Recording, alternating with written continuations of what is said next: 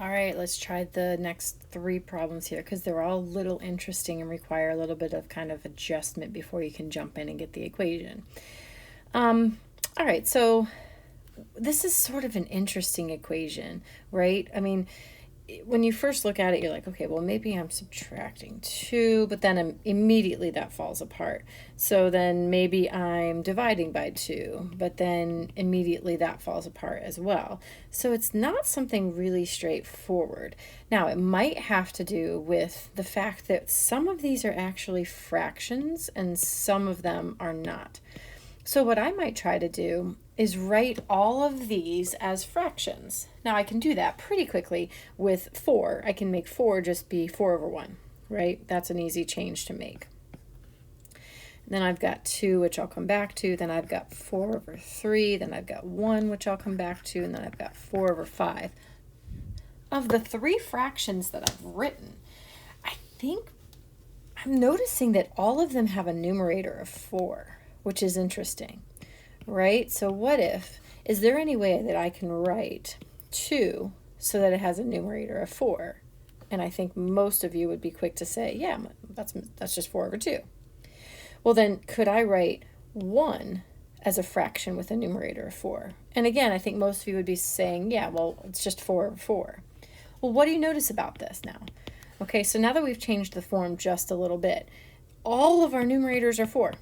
Every single one of them, no matter what n is, and I'll label that up here again. I think that helps. Here's n is 1, 2, 3, 4, and 5.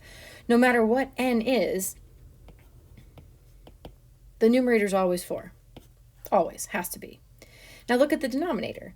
Okay, so if we start kind of focusing on the denominators here, 1, 2, 3, 4, 5. Oh my goodness, 1, 2, 3, 4, 5.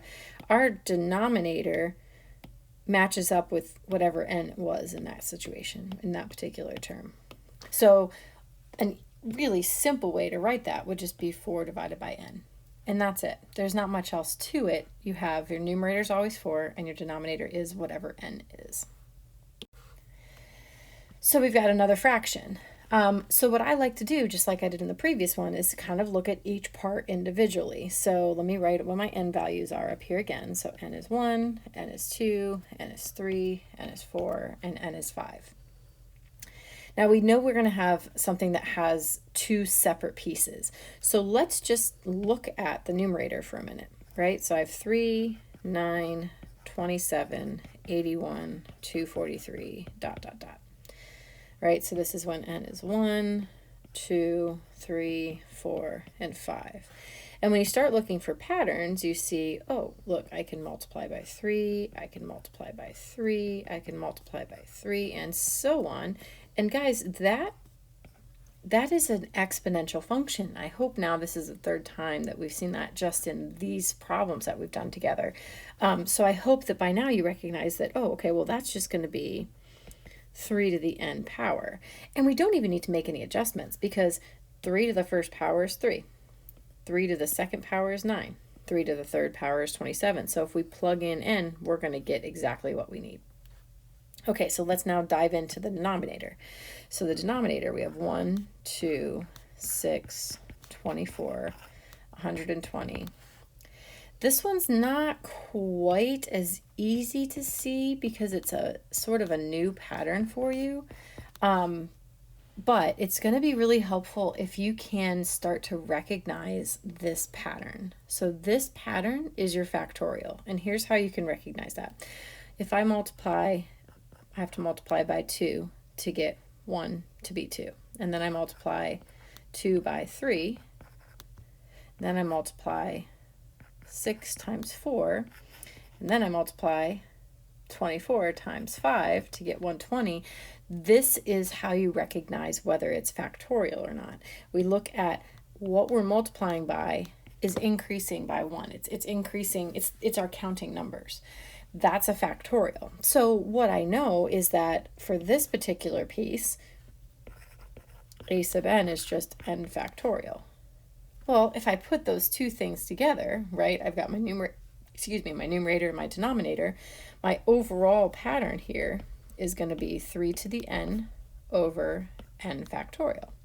Now, some of you wrote this using the n minus 1 as your kind of base, and that's fine. And those would also work. I'm not going to go into those right here, but if you did that, good job. Okay, last we've got kind of an interesting problem here. Because there's not really something that probably shouts out at you about what's happening. Let's see if we can't figure this out. So, your process, you probably sit here and you're like, okay, well, I added 20, but wait, then I added 100,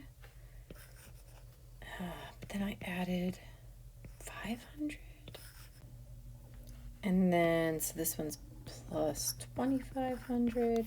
So that in and of itself isn't super helpful because I'm not adding the same thing every time. But what I want you to look at here is what's happening with these numbers. They kind of have a sequence within a sequence. So if I take 20 and multiply it by 5, that's going to give me 100. If I take 100 and multiply it by 5, that'll give me 500. And so will 500 times 5 give me 2,500. So kind of hidden within the bigger sequence is sort of this smaller sequence. And it's kind of giving you a hint about what our actual pattern is here. Remember, when we see these multiplications happening, we know it's exponential. So let's see if we can't start with that, right? So if I start with this and I say, well, maybe it's 5 to the n power of some sort, okay? So then remember, before I can say, all right, so what if it is actually a to the n is 5 to the n power? Okay, let's try it with n equals 1. I get a sub 1 equals 5 to the first power, but I need this to be 8. Okay, so what could I do to 5 to get 8? Well, I could add 3. All right, well, let's try that. What if I said, let's make our equation that?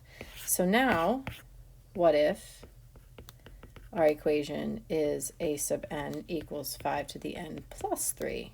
So now when n equals 1, I'm going to get a sub 1 equals 5 to the first power plus 3, which is, ooh, look at that, that's 8. When n equals 2, I'm going to get 5 squared plus 3.